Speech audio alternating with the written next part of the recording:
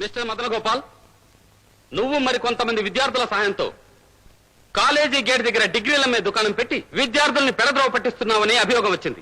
డిగ్రీలు అమ్మడం నేరం అని నీకు తెలీదా? నేరం ఎలా అవుతుంది సార్? మేమేం దొంగ సామాన్లు అమ్ముకుంటున్నావా, లేక మరొకరి డిగ్రీలు దొంగతనం చేసి అమ్ముకుంటున్నావా? మేము సంపాదించిన డిగ్రీలు మేము అమ్ముకుంటున్నాం. ఎరా అవును, అది సగం ధరకే. ఆ డబ్బు కూడా సింగిల్ పేమెంట్ లో ఇమ్మంటే పాప మా స్టూడెంట్స్ ఇచ్చుకోలేరని వాయిదాల పద్ధతిలో కూడా ఇవ్వచ్చు అని ప్రకటించాం సార్. మీ పేరు మీద ఉన్న డిగ్రీలు మరొకరికి ఉపయోగపడవని మీకు తెలియదా? అదేమిటి సార్, మొన్న ఎలక్షన్ లో నేను ఓటు వేయడానికి వెళ్ళేప్పటికే నా పేరు మీద మరొకడు నా ఓటు వేసేశాడు సార్. మీ డిగ్రీలను మీరు ఎందుకు అమ్ముకోవాల్సి వచ్చింది? అలా అంటారేమిటి సార్? పనికిరాని వస్తువులు అమ్ముకోవడంలో తప్పే ఉంది సార్. మొన్న మధ్య మా బాబ్జీ గారికి డబ్బు అవసరం వచ్చి సైకిల్ అమ్మేసుకున్నాడు.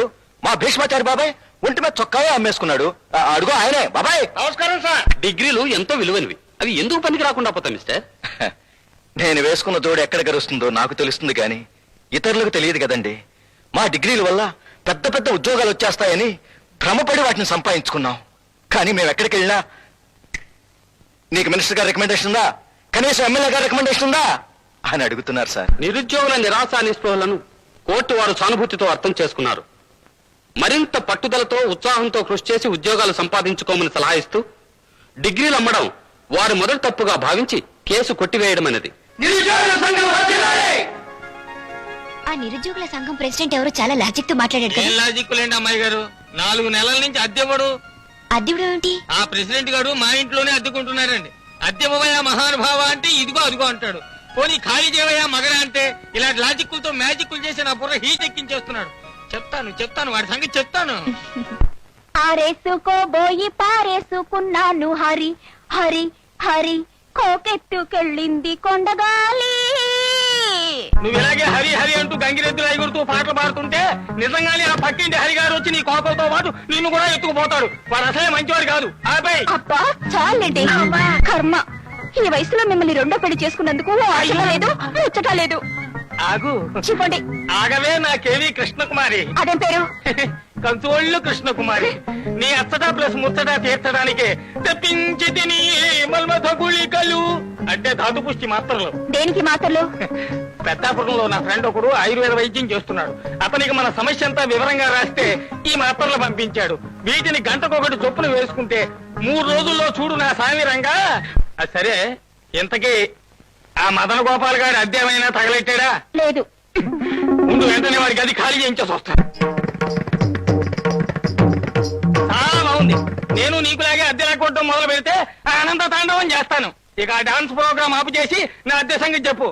చెప్పాను కదండి. ఏం చెప్పావు? ఈసారి వచ్చినప్పుడు నీ వాచి అమ్మేసి ఎంత వస్తే అంత నా అద్దె కింద జమ కడతానన్నావు. అలా కట్టకపోతే నీ పెట్టే బెడ్డింగు బయట పారేయొచ్చును అని కూడా అన్నావు. గుర్తుందా? గుర్తుందండి. ఆ వాచి కొనడానికి పెద్ద మనుషుల్ని తీసుకొచ్చాను. వెంటనే అమ్మేసి అద్దె నా మొహాన్ని పడే.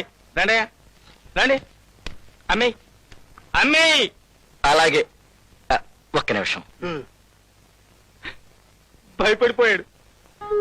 చూడండి, ఈ వాచి ఈ పెన్ను మా నాన్నగారు నాకు ఇచ్చారండి. ఉంటే 2 ఒక్కరి దగ్గరే ఉండాలి, అమ్మితే 2 ఒక్కరికే అమ్మాలని ఒక చిన్న సెంటిమెంట్ కండిషన్ పెట్టి చచ్చిపోయారండి. సరే, 2 కలిపి అమ్మాయి. ఏమయ్యా కొంటారు? Thank you sir. పెన్ను ఖరీదు 300 రూపాయలు, వాచి ఖరీదు 10 రూపాయలు, 2 కలిపి 310 రూపాయలు. ఏమయ్యా, నా దగ్గర ఒలింపిక్ గేమ్స్ ఆడుతున్నావా? వాచి ఖరీదు 10 రూపాయలు ఏమిటి, పెన్ను ఖరీదు 300 ఏమిటి? ఏదైతే 2 కలిపి 310. పర్వాలేదు, నేను తీసుకుంటానండి.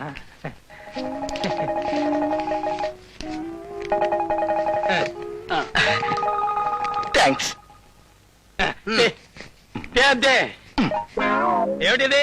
తమాషా చేస్తున్నావా? ఇందులో తమాషా ఏముంది సార్? నా వాచ్ అమ్మితే ఎంత డబ్బు వస్తుందో ఆ డబ్బు మీకు ఇస్తానని ముందుగానే చెప్పాను. ఇప్పుడు మీ ముందే నా వాచ్ 10 రూపాయలకి అమ్మాను. ఈ 300 నా వాచ్ అమ్మిన డబ్బు కాదు సార్, పెన్ను అమ్మిన డబ్బులు. నేనే ప్లేయర్ రఘుమస్తాని. నా దగ్గర నీ దిక్కుమాల దిక్కులు చెప్పి ఇంటికి ఫిట్టింగ్ పెట్టాలని చూస్తున్నావా? ఇది కాదు అన్యాయం. నీలాంటి లాజిక్ మాస్టర్ ఇంకా ఇంట్లో ఉంచుకోవడం అన్యాయం. మర్యాదగా బయటకు పో. డోంట్ టాక్ అంటే డోంట్ టాక్. ఇప్పుడే నీ పెట్టే బెట్టింగ్ బయట మారేస్తా. ఏ సుప్రీం కోర్టు కట్టావు వెళ్ళు, నీ దిక్కులు చోటు చెప్పుకో.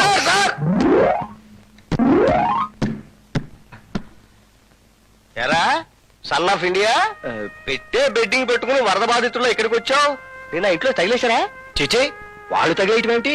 ఆ ఇంట్లో ఈగల దోమలు ఎక్కువగా ఉన్నాయని మనమే ఖాళీ చేసి వచ్చాం. కొయ్ కొయ్ కొయ్. కోపం ఏమిట్రా బ్రూట్? కావాలంటే నువ్వే వెళ్ళడుగు. ఏమిటి బాబాయ్ ఫేస్ డల్ గా ఉంది? ఫేస్ ఏంటి అలగలేదు గాని అసలు విషయానికి రారా ప్రెసిడెంట్ ఆఫ్ యూనియన్. ఏం లేదు బాబాయ్, నాకు మరో రూమ్ దొరికే వరకు ఇక్కడే మీతో అడ్జస్ట్ అవుదామని. నచ్చుడు నేనే ఈ సత్రమాలను రిక్వెస్ట్ చేసుకుని గత 5 ఏళ్ళగా ఈ వరండాలో పడి దేవుళ్ళు ఆడుతున్నాను. నువ్వు నాకు పోటీ తగిలితే నన్ను బయట తగిలేస్తారు. అలా అంటే ఎలా బాబాయ్? ఉద్యోగం కోసం వెతకటంలోనే రిటైర్మెంట్స్ చేసుకొచ్చి నువ్వే మమ్మల్ని ఎంకరేజ్ చేయకపోతే ఎలా చెప్పు? ప్లీజ్ బాబాయ్, ప్లీజ్ బాబాయ్, ప్లీజ్ ప్లీజ్. సరే బాబాయ్, సరే సత్రం వాళ్ళకి నేను ఏదో సర్ది చెప్పుకుంటాను.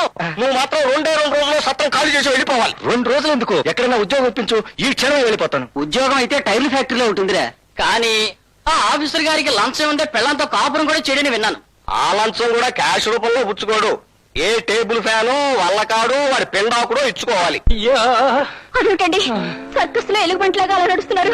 అదే నాకు అర్థం కావడం లేదే. ఆ మాటలు మింగితే ధాతు పుష్టి అన్నాడు. తీరా మింగాక జెండా కొయ్యలా నిటారుగా ఉండే నా నడుము లారీ గుద్దేసిన కరెంటు స్తంభంలాగా వంగిపోయింది. ఇవాళ నా నోములు పండిస్తున్నారు కదండి. ఏ నోర్మి, నడుం బెండ్ అయిపోయి నేనేడుస్తుంటే నోముల పంట అంటావు నీ పెండాకుడు. ఎవరది? ఓయ్ గున్నరా, నువ్వా? సమయానికి దేవుడు లాగా వచ్చావు.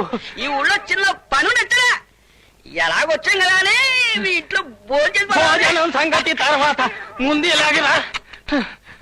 అదేమిటి అలా నడుము పడిపోయినట్టు నడుస్తున్నా? నువ్వు ఇచ్చిన మాటలు వేసుకుంటే వచ్చిన ఫలితం. ఏమిటి ఆ మాటలు నువ్వేసుకున్నావా? మరి చంపేశావు కదయ్యా.